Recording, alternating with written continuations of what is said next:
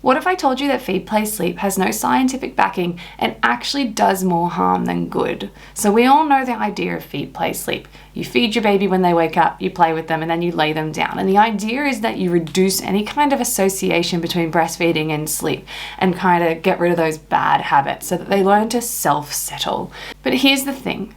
We breastfeed to sleep for a reason, because there is an amino acid in our breast milk called tryptophan, which actually helps babies go to sleep. It makes them sleepy. There's also something to be said for laying down and touching a parent. It increases oxytocin, it activates the parasympathetic nervous system. These things all work to help babies sleep. But that's probably not what you're here to talk about. You're like, I get it. It's easy to put babies to sleep that way. Why can't I do feed, play, sleep? Well, for one, feed, play, sleep negates the idea that if your infant is breastfeeding for too long or too frequently, that you need to break a habit. When in actual fact, if they're feeding that frequently, it means that there is probably a breastfeeding challenge that needs to be solved and addressed. So we need to fix that. We don't need to avoid it and break that habit. There's probably something more going on.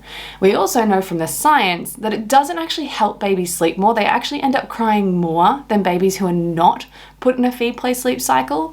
We know that it doesn't reduce the incidence of postnatal depression, and it increases the incidence of postnatal anxiety and a whole range of other challenging things. And it actually reduces the likelihood that a baby will be breastfed by 3 months of age.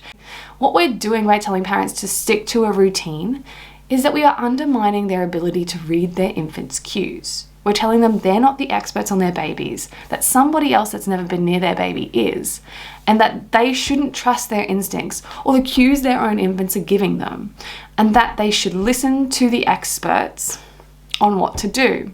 But here's the thing, the experts don't agree, and there's a bunch of science, and I'll link it in my bio, saying that this doesn't work.